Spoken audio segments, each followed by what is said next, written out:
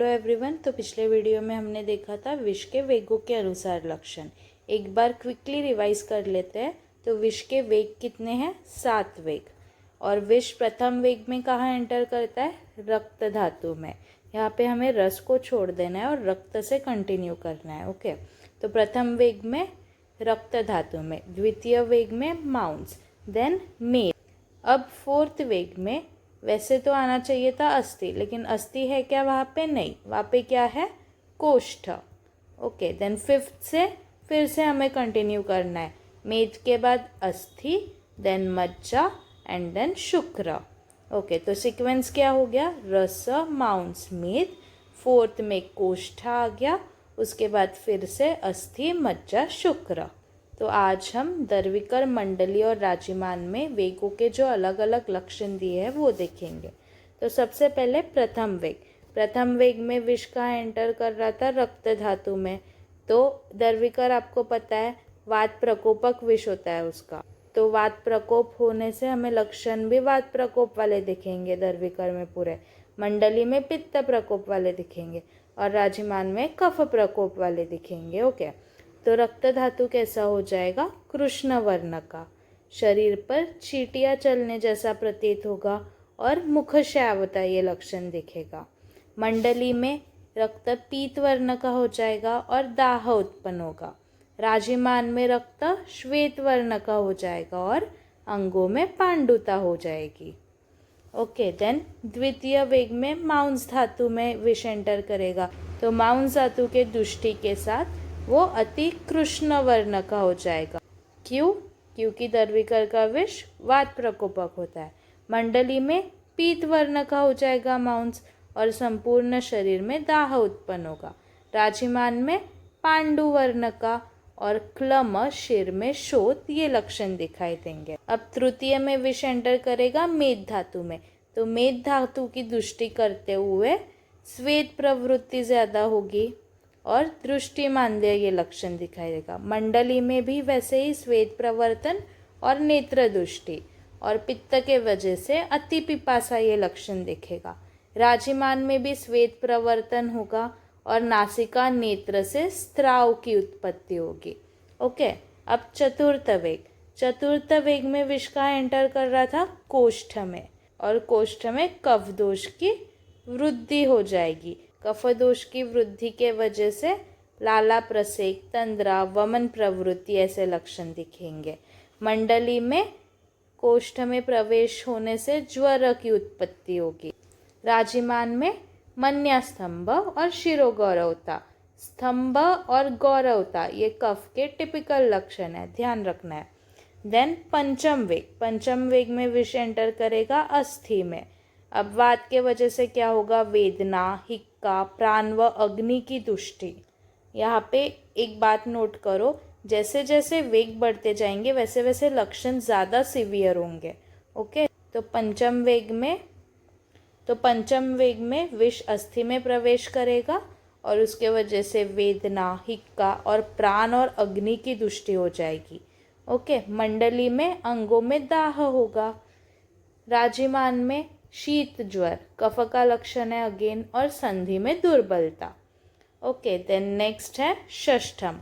अब षष्ठम वेग और सप्तम वेग में दर्विकर, मंडली, राजिमान तीनों में ही सेम लक्षण है।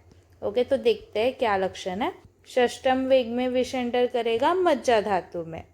उसके वजह से हृदय में पीड़ा, अंग गौरवता, मूर्छा, अतिसार, भ्रम ऐसे लक्षण दिखेंगे। देन सप्तम वेग। सप्तम वेग में शुक्र धातु में प्रवेश करेगा। अब सप्तम वेग सबसे लास्ट वेग है, तो इसमें लक्षण एकदम सिवियर रहेंगे। तो व्यान वायु दुष्टि, कंधा, पृष्ठ एवं कटी की मांसपेशियां शिथिल, श्वास निरोध, शारीरिक स्रावों की वृद्धि। तो श्वास निरोध एकदम लास्ट स्टेज है, तो उसको सांस लेने में तकलीफ होगी। कंधा, पृष्ठ एवं कटी की मांसपेशियां शिथिल, उसकी बॉडी पूरी लूज पड़ जाएगी अर्थात शिथिल हो जाएगी। देन शारीरिक स्रावों की वृद्धि होगी और व्यान वायु दुष्टि होगी। ओके, अब नेक्स्ट है सर्पविष की सामान्य चिकित्सा। इसमें सबसे पहला है अरिष्ट बंधन। तो देखते हैं, अरिष्ट बंधन हमें दंश स्थान से 4 से 7 अंगुल ऊपर बांधना है। ओके, 4 से 7 अंगुल ऊपर। किससे बांधना है? रस्सी, वस्त्र या वृक्ष की छाल से। अब ऐसा क्यों बांधना है? अरिष्ट बंधन से क्या होगा? विष का प्रभाव शरीर के ऊपर नहीं आएगा और विष रक्त के साथ बाहर निकल जाएगा। ओके, नेक्स्ट है आचूषण। आचूषण में मुख में वस्त्र, बालू आदि भरकर दंश स्थान से रक्त का आचूषण करना है। बेसिकली हमें रक्त को चूस के निकालना है आचूषण में। नेक्स्ट है अग्निकर्म। अब अग्निकर्म हमें वहाँ करना है जहाँ पर हम अरिष्ट नहीं बांध सकते। ओके, तो कैसे करेंगे अग्निकर्म देखते हैं। स्वर्ण आदि धातुओं से बनी शलाका को अग्नि में तप्त करके या जलती लकड़ी से दहन करना चाहिए। तो क्या करना है बेसिकली, स्वर्ण आदि धातुओं से बनी शलाका लेके उसको अग्नि में तप्त करके दहन करना है। ओके, अब यहाँ पे एक ध्यान देने वाली बात है, मंडली सर्पदंश में हम अग्निकर्म नहीं करते। क्यों नहीं करते हैं? तो आपको पता है मंडली सर्प का विष कैसा होता है? पित्त प्रकोपक। अब पित्त प्रकोपक होने के वजह से अग्निकर्म से विष और जल्दी फैल जाएगा। ओके, तो मंडली सर्प में अग्निकर्म निषिद्ध है। देन विष अतिशय उष्ण होता है। विष का गुण कैसा है? उष्ण गुण। तो हम चिकित्सा कैसे देंगे? शीतल चिकित्सा देंगे। तो सभी प्रकार के विषों में हमें शीतल परिषेक करना है। अब चरक ने यहाँ पे एक और चीज़ बताई है। क्या बताई है? मणि, हीरा, पन्ना, सर्पमणि, वैडूर्य और अन्य विषनाशक औषधियों का धारण करने को बोला है और अगदों का सेवन करने को बोला है।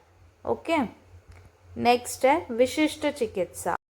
दर्विकर सर्पदंश। दर्विकर सर्पदंश में हमें सिंधुवार और सफ़ेद अपराजित के मूल को लेकर उसको जल में पीस लेना है और फिर उसके ऊपर से मधु या फिर कुष्ठ के चूर्ण को ऐड करके उसे पानार्थ या नस्य के रूप में यूज़ करना है। ओके, दर्विकर में क्या करना है?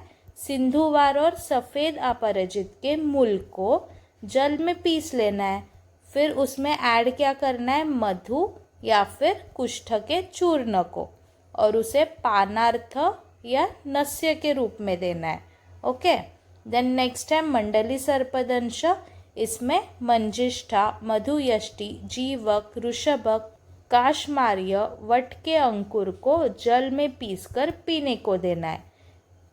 मंडली में कौन से द्रव्य बोले हैं? मंजिष्ठा, मधुयष्टि, जीवक, ऋषभक, काशमार्य और वट के अंकुर। देन नेक्स्ट राजिमान में शुंठी, पिपली, मरीच मतलब त्रिकटु। ओके, त्रिकटु प्लस अतिविषा, कुष्ठ, गृहधूम, तगर और कटुका को शहद में मिला कर देना है। अब शहद क्यों? राजिमान का विष कैसा होता है? कफ प्रकोपक।